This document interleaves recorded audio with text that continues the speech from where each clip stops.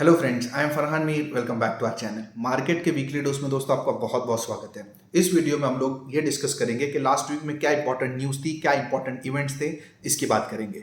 इसके बाद दोस्तों हम लोग जो चाइना में जो क्राइसिस चल रहा है, प्रॉपर्टी का क्राइसिस चल रहा है, वो एक्जैक्टली क्राइसिस क्या है उस पर डिस्कस करेंगे और उसका वर्ल्ड मार्केट पे क्या इफेक्ट पड़ सकता है वो भी देखेंगे।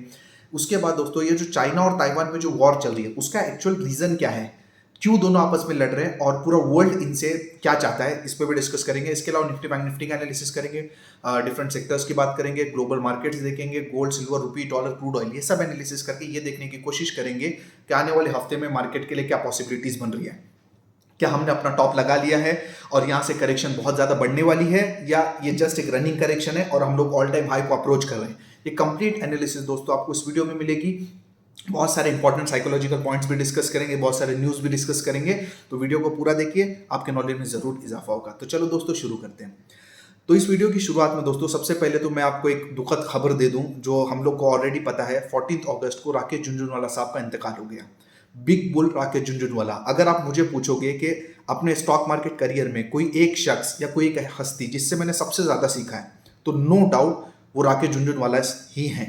उनकी ही वजह से आज इस इंडियन स्टॉक मार्केट में इतने सारे जो इन्वेस्टर पैदा हुए, इतने सारे लोगों को जो विश्वास होता है, एक एक्चुअली रोल मॉडल है जिन्होंने करके दिखाया है। तो ये मेरे लिए बहुत ही एक बुरी न्यूज़ थी। और इनफैक्ट 13 अगस्त को जो वीकली डोज वीडियो मैंने बनाया था उसमें मैंने झुनझुनवाला साहब का जिक्र भी किया था और उनका एक कोट भी मैंने आपको बताया था कि अगर मैं इकोनॉमिस्ट लोगों की सुनता तो मैं कभी भी पैसा नहीं बना पाता। बिकॉज जो इकोनॉमिस्ट लोग रहते हैं वो अपने डेटा फैक्ट्स एंड फिगर्स पे बात करते हैं और बुल मार्केट के अपने ही नियम होते हैं। डेटा फैक्ट्स एंड फिगर्स तो ये बताता है कि सब कुछ खराब है, रशिया यूक्रेन की वॉर, एफआईएस का सेलिंग और क्रूड ऑयल, ये वो सब कुछ खराब है, लेकिन मार्केट का एक अलग ही नेचर है। तो ये दोस्तों हमने लास्ट वीडियो में डिस्कस किया था। मुझे एक इंटरव्यू उनका याद आता है और उस इंटरव्यू में पूछा गया कि आप इंडिया पे इतने बुलिश क्यों हैं। तो झुनझुनवाला साहब का जो जवाब है वो मेरे दिमाग में बैठा है। बोलते मेरे पास कोई रीजन ही नहीं है इंडिया पे बेरिश होने का। जो डेमोग्राफिक्स है इस कंट्री की, जिस हिसाब से यहाँ पे पॉपुलेशन है, जिस हिसाब से यहाँ पे कंजम्पशन है, वुमन पावर है, यूथ पावर है, जिस हिसाब से यहाँ पे पॉलिसीज हैं, डिजिटलाइजेशन हो रहा है, ये सब बेसिस पे इंडिया पे आप निगेटिव हो ही नहीं सकते over a period of time. So आने वाले 20-25 सालों में ये देश बहुत तरक्की करने वाला है। झुनझुनवाला साहब का बोलना ऐसा भी था कि आने वाले 20-25 सालों में इंडिया चाइना को ओवरटेक करेगा और ये होता हुआ दिख रहा है, क्योंकि इस वीडियो में आगे चलकर हम डिस्कस भी करेंगे कि चाइना में क्या क्या प्रॉब्लम है, ये आगे डिस्कस करेंगे। इसके अलावा दोस्तों 15 अगस्त को हमारा इंडिपेंडेंस डे था। क्या आपने दोस्तों इस इंडिपेंडेंस डे में कुछ डिफरेंट महसूस किया? क्या कुछ कुछ अलग सा फीलिंग आ रहा था? क्या कुछ पॉजिटिविटी लग रही थी? क्या मुझे तो दोस्तों ऐसा लग रहा था, हर जगह जो तिरंगा था, हर जो बिल्डिंग में जिस तरीके की चमक थी, कुछ एक पॉजिटिवनेस आ रही थी। वो देख के क्लियर समझ आ रहा था कि दोस्तों ये जो देश है ना वो बदल रहा है। और भावनाओं में बह के मैंने मतलब काफी सारी पिक्चर भी देख ली जो देश से रिलेटेड है। उसमें एक पिक्चर में देखी रॉकेटरी। तो इससे मुझे क्या समझ आया मैं आपको यहाँ पे शॉर्ट में बताता हूँ। रॉकेटरी में दोस्तों ऐसा कॉन्सेप्ट है ना कि आज से 40-50 साल पहले जब भी इंडिया को अगर अपना सैटेलाइट अंतरिक्ष में भेजना हो तो उसे एक इंजन की जरूरत पड़ती थी। और ये इंजन ये लोग इंडिया वाले बेसिकली यूएस से, फ्रांस से और रशिया से इंपोर्ट करते थे। अब ऑब्वियस सी बात है, इंपोर्ट करने के लिए यूएस को एक मोटा कॉस्ट देना पड़ता था। तो इंडिया ने क्या किया, इस इंजन को रशिया के, और वो जो पूरा प्रोजेक्ट है उसका हेड थे नंदी नारायण साहब। तो इन्होंने क्या किया, रशिया से वो जो इंजन है उसको इंपोर्ट करने वाले थे, कुछ पार्ट्स इंपोर्ट करके यहाँ पे बनाने वाले थे। और अमेरिका बेसिकली नहीं चाहता था, क्योंकि सिंपल बात है, अमेरिका को पैसे भी मिल रहे थे अगर अमेरिका से हम इंपोर्ट करते, और ऑब्वियसली बात है अमेरिका ये नहीं चाहता था कि कोई और कंट्री भी इतना ज़्यादा ग्रो करे। तो बेसिकली अमेरिका ने पूरे प्रोजेक्ट को खत्म कर दिया, नंदी नारायण साहब पे कुछ इल्जाम लगाए और उनको जेल में डाल दिया। और जब तक वो जेल से बाहर आ गए, इंडिया 10-15 साल पीछे चला जा चुका था। इसके अलावा एक और मूवी भी मैंने देखी, परमाणु। उसमें कुछ जो पोखरण का जो केस था उसके बारे में डिस्कशन हुआ था कि किस तरीके से जो न्यूक्लियर टेस्ट को अमेरिका बार बार रोक रहा था, अल्टीमेटली हो गया। तो मुझे ऐसा याद आता है ना, एक वो इंडिया था जो आज से 30-40-50 साल पुराना, वो एक इंडिया था। और आज आप देख रहे हो क्या हो रहा है। आज जब यूक्रेन और रशिया की वॉर हुई ना, पूरे वर्ल्ड पे अमेरिका ने सैंक्शन लगा दिया कि कोई भी रशिया से क्रूड ऑयल नहीं खरीदेगा। इंडिया अकेला कंट्री था ना जो रशिया से क्रूड ऑयल खरीदता था, क्रूड ऑयल खरीदता भी था और $30 सस्ता भी खरीदता था, सोचो। और अमेरिका कुछ नहीं कर पाया। तो आप समझो कि क्या इस देश में हो रहा है। ये जो देश में जो डेवलपमेंट हो रही है ना, आप इसको समझने की कोशिश करो। जब भी आप देखते हो ना कि मोदी साहब को अगर कोई भी गले लगाता है ना, कोई भी प्राइम मिनिस्टर यूके का हो, अमेरिका, कोई भी गले लगाता है ना, आप समझिए वो मोदी साहब को गले नहीं लगा रहा, वो इस देश को गले लगा रहा है, इस देश की पॉपुलेशन को गले लगा रहा है, इस देश की कंजम्पशन को गले लगा रहा है। उनके देश में जो माल बनता है वो खाएगा कौन, है ना। जैसे मैं लाइन बोलता हूँ ना, बहुत सारे लोग बोलते हैं अरे यार आप तो मोदी के सपोर्टर हो। देखो भाई मेरा सिंपल है, मैं कोई किसी भी पार्टी का सपोर्टर नहीं हूं, ना मुझे उतना पॉलिटिक्स का समझ आता है, ठीक है। मेरा सिर्फ ऐसा है कि पैसा बनना चाहिए। आप समझिए कि कोई भी सरकार हो इस देश में, बीजेपी हो कांग्रेस हो कोई भी हो, हम लोग जुगाड़ू लोग हैं, हम लोग कर लेंगे। मैं आपको एग्जांपल देता हूँ सोलापुर का। कुछ दिन पहले 15 अगस्त को इनफैक्ट मैं डिनर करने गया था, तो मैं गया, मस्त मैंने खाना वाना खाया पूरा अच्छे से, और बारबेक्यू नेशन था, ठीक है। बारबेक्यू नेशन को बहुत सारे लोग यहाँ कॉन्सेप्ट जानते भी होंगे। पूरा खाना वाना खाया, जब मैं होटल से बाहर निकला तो मैं ऐसे पलट के देखा, तो मैंने देखा एक्चुअली बारबेक्यू नेशन नहीं था, बारबेक्यू रूम था। तो मैंने उस ओनर से पूछा भाई बारबेक्यू नेशन ही खोल देना था, बारबेक्यू रूम क्यों खोला? तो उन्होंने मेरा ऐसा बोलना था उनका कि बारबेक्यू नेशन खोलने के लिए हमको 1.5 करोड़ रुपया देना पड़ रहा था फ्रेंचाइजी लेने के लिए, इसलिए हमने जुगाड़ कर लिया। तो इससे आपको क्या समझता है इससे आपको ये समझता है ना कि कोई भी सरकार हो, कोई भी पॉलिसी हो, हमको कोई फर्क नहीं पड़ता। अगर हमको घर लेना है तो हम घर लेंगे ही लेंगे। हाँ, ये जरूर हो सकता है अगर पॉलिसी अच्छी हो तो, या हो सकता है हम थोड़ा जल्दी ले लें, पॉलिसी खराब हो तो सकता है 2-4 साल हम रुक के ले लें। अगर हमको फैक्ट्री डालनी है तो हम फैक्ट्री डालेंगे ही डालेंगे। तो सरकार कोई भी हो, कुछ भी हो, हमको कोई फर्क नहीं पड़ता। गोइंग अहेड इंडिया की एक सुनहरी कहानी है जिसमें आपको जुड़ना है और बहुत पैसा बनना है। अब रहा सवाल चाइना का। आपको तो सिंपल सा पता है, हर पिक्चर मैंने बताया कि हमारा कंपटीशन सीधा और सीधा चाइना से है, डायरेक्ट कंपटीशन चाइना से। बिकॉज इकोनॉमी के 3 स्टेजेस होते हैं, agriculture, manufacturing and services. Agriculture में हम लोग हैं, चाइना मैन्युफैक्चरिंग में और यूएस सर्विसेज में। तो बेसिकली हमारी इकोनॉमी 3 ट्रिलियन के आसपास है, चाइना की इकोनॉमी 10 ट्रिलियन के आसपास है, और यूएस की इकोनॉमी 44 ट्रिलियन के आसपास है। तो यूएस और हमारा कोई कंपैरिजन ही नहीं है। हमारा एम है कि हम ये 3 से किस तरीके से चाइना को ओवरटेक कर दें। एंड गोइंग अहेड 20-25 सालों में अगर आप चाइना को भी ओवरटेक कर लेते हो ना, तो it's a very big achievement, और होगा ही होगा। तो बेसिकली हमारा कंपटीशन हमेशा चाइना से होता है। अब चाइना में जो क्राइसिस चल रही है वो आप समझिए। चाइना में दोस्तों पहली बात क्या है कि चाइना से ना खबरें बाहर नहीं निकलती, बिकॉज उनकी कंट्री ना बहुत क्लोज्ड कंट्री है।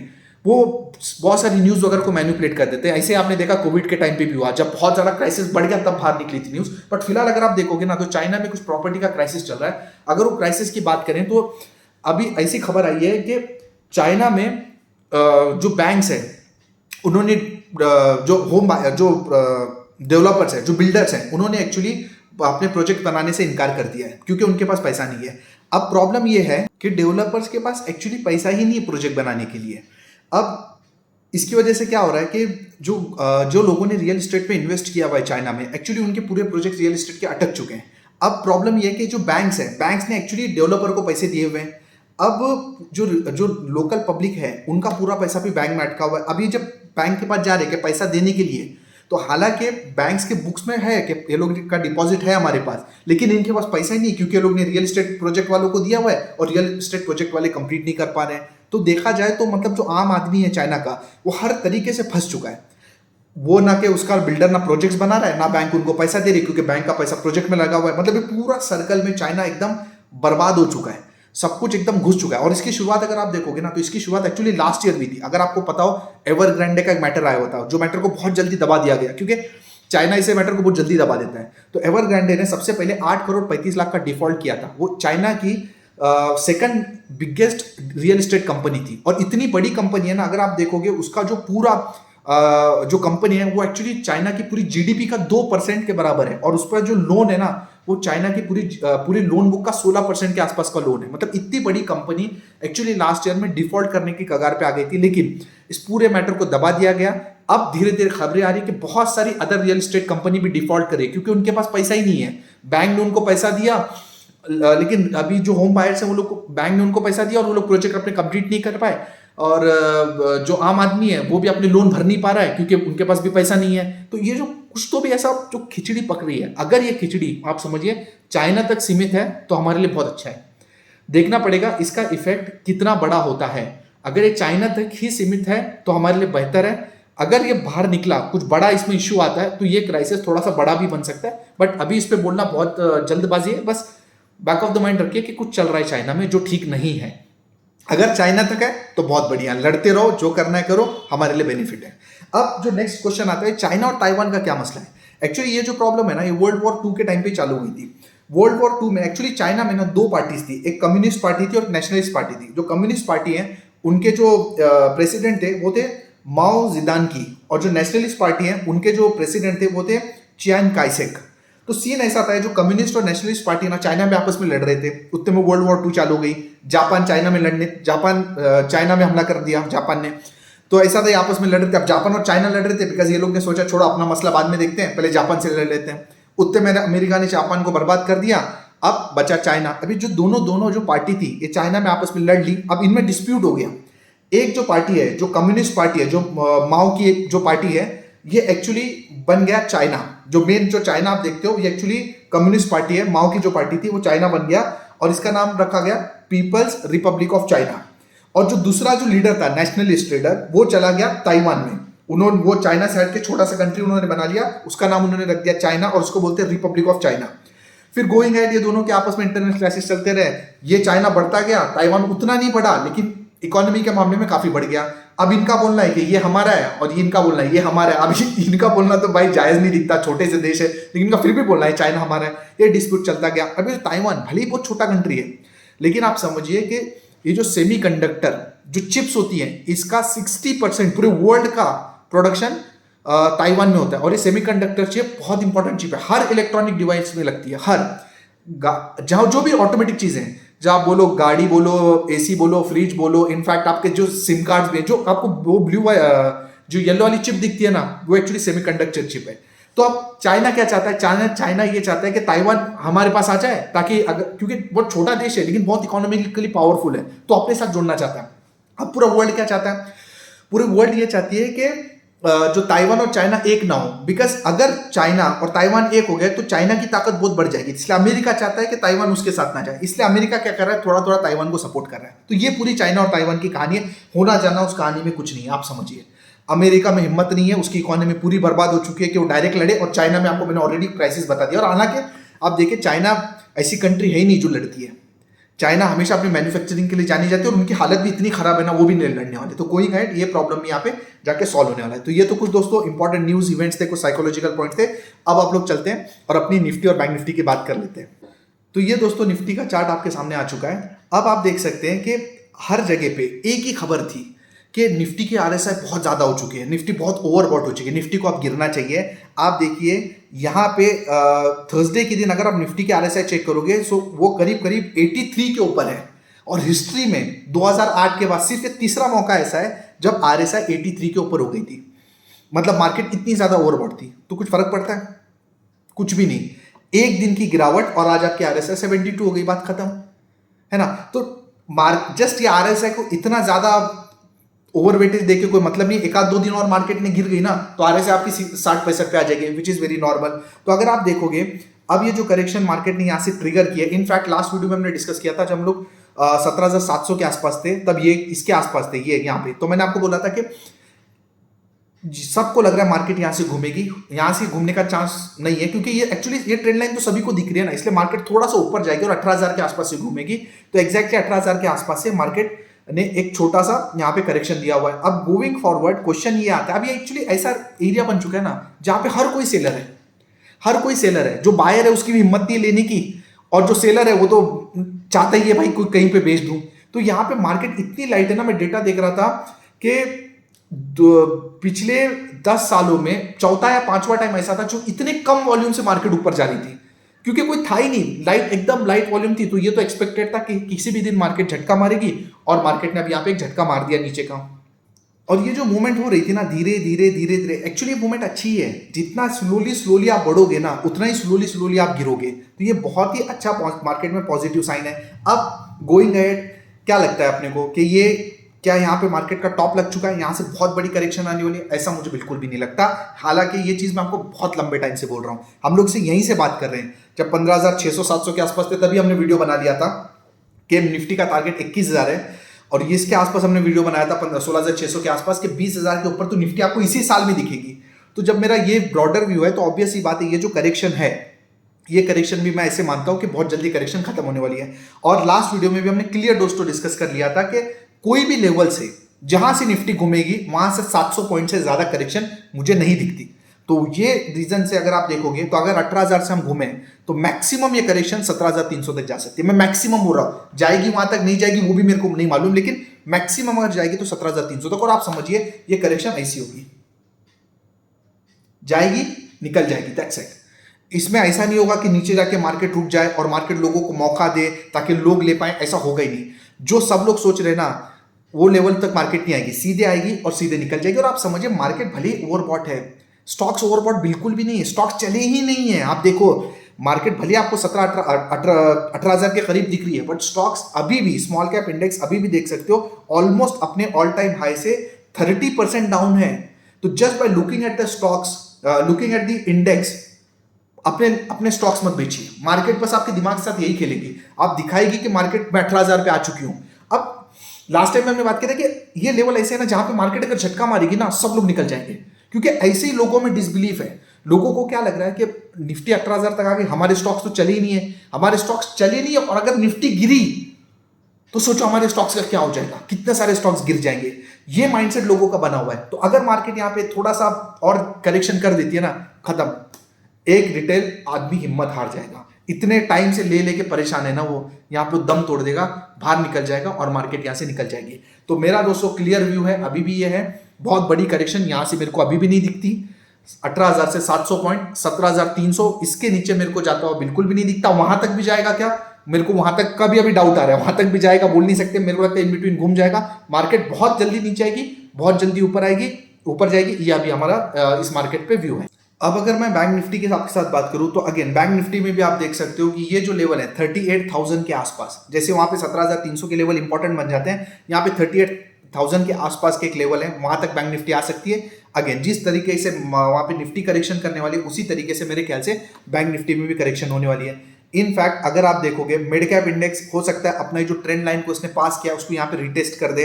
स्मॉल कैप इंडेक्स में तो मुझे नहीं लगता कि कुछ भी यहाँ पे बड़ी करेक्शन की कोई भी जगह बची हुई है। गोइंग फॉरवर्ड जैसा मेरा मानना है कि स्मॉल कैप इंडेक्स भी यहाँ पे बहुत अच्छी मूवमेंट आनी चाहिए। ऑब्वियस सी बात है अगर निफ्टी गिरती है तो थोड़ा बहुत स्मॉल कैप इंडेक्स भी गिरेगा, लेकिन अब निफ्टी में ना अगर आप यहाँ से अगर मान लेते हैं कि निफ्टी ऑल टाइम हाई को अप्रोच करेगी और उसके ऊपर भी जाएगी तो भी बहुत ज्यादा जगह नहीं है, 10, 15, 20% की बात है। हालांकि वो निफ्टी के लिए वो भी बहुत बड़ी बात है, हमारे लिए तो छोटी बात है लेकिन लोगों के लिए तो बहुत बड़ी बात है। हम तो भाई एक्स्ट्रा बुलिश हैं यहाँ पे मार्केट में। तो लेकिन जो स्टॉक्स है इसमें बहुत बड़ी बड़ी मूवमेंट आने वाली है। तो गोइंग एड आपको स्मॉल कैप इंडेक्स पे नजर रखना चाहिए। जो छोटे स्टॉक्स हैं जो आपके पोर्टफोलियो में गोइंग एड मेरे ख्याल से बहुत अच्छा चलने वाले हैं। कितनी भी करेक्शन हो जाए, मेरे याद रखना बात, सितंबर अगले महीने आपको एटीएस दिख जाएगा। अगर मार्केट ऐसे गिरती है ना, अगले महीने सितंबर में आपको ऑल टाइम हाई दिख जाएगा। 18,600 का ऑल टाइम हाई आपको सितंबर में करता हुआ दिखेगा और दिसंबर में हम 20,000 के ऊपर रहेंगे। ये व्यू बिल्कुल मेरा इंटैक्ट, अभी तक बिल्कुल इंटैक्ट है। निफ्टी जूनियर की भी अगर आप बात करेंगे तो आप देख सकते हैं निफ्टी जूनियर में एक्चुअली काफी अच्छी मूवमेंट आई हुई है। तो एक थोड़ा सा यहाँ पे भी एक मतलब बेसिकली इसका चार्ट और निफ्टी का चार्ट देखिए एक्जैक्टली सिमिलर चार्ट है। थोड़ा सा ट्रेंड लाइन के ऊपर गए, थोड़ा सा रिट्रेस कर रहे हैं, सेम स्टोरी है। अगर मैं ग्लोबल मार्केट्स भी देखूं तो ग्लोबल मार्केट में अगर आप डाउ जोन्स देखोगे, इनफैक्ट डाउ जोन्स में तो हमारे से ज्यादा मूवमेंट आई हुई है, अच्छी मूवमेंट आई हुई है। अब इतनी करेक्शन के बाद एक छोटा मोटा रिट्रेसमेंट तो भैया डाउ जोन्स में बनता है। नैस्डैक में आप देखिए, नैस्डैक में तो और अच्छी मूवमेंट आई है, डाउ से भी अच्छी मूवमेंट है। हालांकि गिरे भी वो लोग इसी तरीके से हैं। जब गिरे उस तरीके से तो ऑब्वियस सी बात है कि बड़े उस तरीके से, तो मतलब यहां से जैसे गिरे उस हिसाब से बढ़ रहे हैं, तो ठीक है। इसमें भी ये चार्ट में भी कोई दिक्कत नहीं। इतनी बड़ी अगर मूवमेंट आई है तो एक रिट्रेसमेंट आना बनता है। अगर आप 15,200 से 18,000 ऑलमोस्ट 18,000 2800 पॉइंट चले तो उसके बाद आप 600-700 पॉइंट की भी एक करेक्शन नहीं देख सकते क्या? बिल्कुल देख सकते हो, और आनी भी चाहिए। देखो हमारे करेक्शन बोलने का रीजन कुछ और है, लोगों का सोचना कुछ और है, हमारा कुछ, हम चाहते हैं यहां तक कि प्रॉफिट भरा है थोड़ा सा कम हो। मतलब हम जब मैं करेक्शन बोलता हूँ तो हमारा ऐसा रहता है कि मार्केट की सेहत के लिए क्या अच्छा है। अगर मार्केट रुक रुक के चलेगी तो एक्चुअली मार्केट की सेहत के लिए अच्छा है, इसलिए मैं चाहता हूँ करेक्शन आए तो वो मार्केट के लिए बेटर है, धीरे धीरे चले, सही है। बाकी अगर आप यूरोपियन भी मार्केट देखें तो अभी तक by looking at the charts किसी भी यूरोपियन मार्केट में कोई प्रॉब्लम नहीं। इतनी बड़ी मूवमेंट के बाद एक रिट्रेसमेंट डैक्स में हो सकती है, यूके के मार्केट में भी हो सकती है, और सेम कैक में भी मूवमेंट हो सकती है, थोड़ी बहुत रिट्रेसमेंट। अगर आप डॉलर की बात करेंगे तो ये आप देख सकते हैं जो डॉलर का चार्ट है, मेरा थोड़ा सा सिस्टम आज स्लो चल रहा है। ये देखिए, ये जो डॉलर में जो मूवमेंट आई ना बिल्कुल अच्छा नहीं होता, क्योंकि हम ये चाहते कि डॉलर गिरे। तो ये जो मूवमेंट आई थी, ये जो मूवमेंट है ये हो सकता है इसकी वजह से थोड़ी बहुत करेक्शन और मार्केट में आ जाए तो ये भी एक रीजन बन रहा है कि मार्केट यहाँ से गिर सकती है। और अगर आप यूएसडी आईएनआर का भी चार्ट देखोगे तो ये भी आप देख सकते हैं कि रुपया और ज्यादा वीक हुआ है। तो ये सब रीजंस की वजह से एक सिचुएशन बन रही है कि आने वाले टाइम में यहाँ पे करेक्शन हो सकती है, और हम ऑलरेडी इस चीज के लिए तैयार है। जब 15,200-300 पे हम लोग थे तब हम बाय के लिए तैयार थे, है ना, और हम 18,000 के आसपास है तो हम बिल्कुल तैयार है सेल करने के लिए, क्योंकि सिचुएशन वैसी बन रही है। और इतना चलने के बाद मार्केट को थोड़ा गिरना भी चाहिए। हालांकि शॉर्ट करने का राय अभी भी मैं नहीं देता, क्योंकि कभी भी कोई भी लेवल से मार्केट घूम सकती है। नीचे आएगा तो you should look for the buying opportunity. 17,500 के आसपास अगर आपको मिल जाता है, 17,300 से लेकर 17,500 ये जोन ऐसे होंगे जहां पे और आपको बाय करने की सोचनी चाहिए। 17,300 आपका कट जाता है तो एक बार के लिए जो भी आपकी शॉर्ट टर्म वॉट टर्म की पोजीशन है एक बार आप एग्जिट कर सकते हो। मैं सिर्फ इंडेक्स की बात कर रहा हूं, स्टॉक स्पेसिफिक तो मोमेंट हुई नहीं है, उनकी तो अलग कहानी है, वो तो आप स्टॉक्स वगैरह देखिए उसके हिसाब से आप चल सकते हो। अब गोल्ड और सिल्वर में तो बहुत कुछ ज्यादा है नहीं, तो उस पर डिस्कशन करके कोई मतलब नहीं है। अगर आप डिफरेंट इंडेक्स देखेंगे तो जैसे मेरा व्यू है कि अगले वीक में हो सकता है मार्केट में करेक्शन आए, और जब करेक्शन आएगी तो ऑब्वियस ही बात है कोई भी सेक्टर ऐसा नहीं होगा जो उससे छूटा रहेगा। फार्मा सेक्टर ठीक है, आईटी सेक्टर यहाँ पे रुका हुआ है, बट मैं आईटी सेक्टर में अभी भी मुझे ऐसा लगता है थोड़ी सी करेक्शन बाकी है going at. Let's see. Metal sector जैसे हमने लास्ट टाइम भी बात की थी, एक्सट्रीम ओवरबॉट है, यहां से मेटल सेक्टर हो सकता है ज्यादा ड्रैग करे अगले टाइम पे, अगले वीक में। ऑटो सेक्टर में भी गिरावट का चांस है। इनफैक्ट मुझे पूछोगे तो सब सेक्टर में कहीं ना कहीं थोड़ी करेक्शन हो सकती है। इंडिया विक्स कुछ ऐसा ब्रॉडर सेंस में तो कुछ नहीं लगता, हाँ ये कैंडल देख के लगता है थोड़ा और अगर इंडिया विक्स बढ़े तो भी गिरावट की पॉसिबिलिटीज है। ये ग्लोबल विक्स है, कुछ बहुत ज्यादा डर नहीं है, लेकिन छोटी मोटी करेक्शन तो हो सकती है ऐसा लगता है। अब जहां तक क्रूड ऑयल का सवाल है, क्रूड ऑयल एक्चुअली एक बहुत अच्छे लेवल पे अटका हुआ है। इसमें हमारे पास एक न्यूज भी आई है कि अब तक इंडिया ने 50,000 करोड़ रुपए बचा लिए इथेनॉल की ब्लेंडिंग करके। आपको जैसे मैंने ऑलरेडी पहले बता दिया है कि हमारे लिए जो एक प्रॉब्लम है वो ये प्रॉब्लम है कि क्रूड ऑयल, अगर क्रूड ऑयल अच्छे लेवल पे रुक जाता है ना तो हमारे लिए देश में कोई भी प्रॉब्लम नहीं है, क्योंकि हमारे पास मैन्युफैक्चरिंग कंजम्पशन सब कुछ है। अब जो इथेनॉल की जो स्टोरी आ रही है वो सोचिए गोइंग अहेड हमारे लिए एक्सट्रीम पॉजिटिव है। अगर क्रूड ऑयल पे आपकी डिपेंडेंसी कम हो जाती है, वो इथेनॉल की वजह से हो, इलेक्ट्रिक व्हीकल की वजह से हो, हाइड्रोजन फ्यूल की वजह से हो, किसी भी वजह से हो, तो ये इंडिया के लिए एक्सट्रीम पॉजिटिव है। आने वाले 20-25 सालों में इसकी वजह से इंडिया बहुत ज्यादा तरक्की कर सकता है। अगर आप देखोगे एफआईएस एंड डीआईएस का डेटा, आप समझिए हर महीना एसआईपी के थ्रू, म्यूचुअल फंड के थ्रू इंडियन मार्केट में 15,000 करोड़ रुपया हर महीना आ रहा है, ठीक है। और अगर आप बाकी जो रिटेल इन्वेस्टर जो डायरेक्ट मार्केट में पैसा लगाते हैं या फिर जो पीएमएसएस वगैरह है, अगर आप उनके थ्रू देखोगे तो इंश्योरेंस वगैरह कंपनी से ये जो पैसा लगाते हैं इन सबको अगर आप जोड़ोगे ना तो हर महीने पे 20-22 हजार करोड़ रुपया स्टॉक मार्केट में आ रहा है। इसका मतलब है अगर एफआईएस हर दिन 1,000 करोड़ भी बेचते हैं ना तो भी हमको कोई फर्क नहीं पड़ता। अगर ये सिचुएशन आप देखो 2008 के टाइम की जो सिचुएशन थी वहां पे लिक्विडिटी थी नहीं, एफआईएस ने बेचा मतलब मार्केट में गिरना ही था। बट अब हमारा जो लोकल पैसा वो इतना स्ट्रांग है कि हर महीना हम लोग 20-22 हजार करोड़ ला रहे हैं। सोचो एफआईएस बेच बेच के कितना बेचेंगे, वो तो देख ही रहे हैं ना लोग बेच बेच कितने टाइम से, तब भी तो कुछ हुआ नहीं। अब अगर इन्होंने भी खरीद लिया तो सोचो क्या होगा। अब जब अगर एफआईएस खरीदेंगे तो आप बोलोगे डीआईएस बेचेंगे, अरे कैसे बेचेंगे, जो 15,000 करोड़ हर महीना जो आ रहा है इनके पास वो तो मार्केट में डालना ही है इनको। आप समझिए कि जून जुलाई में जो मेरे साथ लोग जुड़े हैं म्यूचुअल फंड में उन्हीं लोगों ने इतना पैसा डाला है। तो गोइंग अहेड इतना पैसा आएगा ना इस मार्केट में, हमारा भी आएगा, फॉरेनर्स का भी आएगा, क्योंकि हमारे फंडामेंटल्स भी सही हैं, ग्रोथ भी आने वाली है कि गोइंग अहेड कोई चांस ही नहीं है ना। मतलब 20-25 साल में इंडिया पे बेरिश होने का कोई चांस ही नहीं। जो जुनियर वाला साहब की लाइन है ना बिल्कुल दुरुस्त लाइन है। So that's it for this video. मैं आपको एक बार समरी कर दूं, करेक्शन आ रही है, अगले वीक भी आ सकती है, बहुत जल्दी आएगी, बहुत जल्दी निकल जाएगी, नीचे मौका मिलेगा ऐसा बिल्कुल मुझे नहीं लगता। 17,300 से 500 के बीच में वो लेवल होंगे जहां पे आपको एग्रेसिवली बाइंग करने की कोशिश करना चाहिए। 17,300 के नीचे अगर मार्केट निकल जाती है तो एक बार की आपकी जो भी शॉर्ट टर्म पोजीशन वगैरह है उससे निकल जाइए। इंडेक्स लेवल पे बोल रहा हूँ, स्टॉक स्पेसिफिक कोई भी टेंशन नहीं है। अभी तो मार्केट चालू हुई है, लोगों की पोजीशन यहाँ पे धीरे धीरे कट रही है, बिकॉज लोग जैसे जैसे लोग रेट आ रहे हैं परेशान होकर निकल रहे हैं, तो सब सिचुएशन परफेक्ट है। मार्केट में अभी तक कोई भी टेंशन की मेरे को नहीं लगता बात है। तो that's it for this video. अगर वीडियो पसंद है तो लाइक कीजिए, चैनल को सब्सक्राइब कीजिए, बाजू में बेल आइकन है उसे आप दबा दीजिए ताकि जब भी मैं वीडियो डालूं आपको नोटिफिकेशन मिल जाए।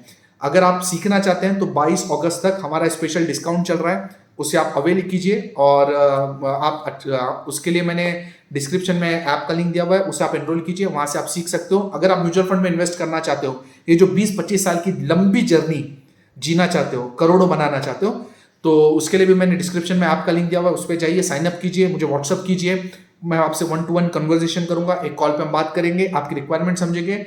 उसके बाद मैं आपको एक व्हाट्सअप ग्रुप में भी जोड़ूंगा जहां पे आप कंटिन्यूअसली मेरे से गाइडेंस मिलता रहेगा, कंटिन्यूअसली मैं आपके टच में रहूंगा, आप जब मेरे से चाहे बात कर सकते हैं। तो ये सर्विस मेरे को म्यूचुअल फंड की आपको मेरी तरफ से मिल जाएगी, वो भी फ्री में मिलेगी। तो इसका फायदा उठाइए। मिलते हैं बहुत जल्दी अगले वीडियो में। वीडियो पसंद हो लाइक कीजिए। Thank you.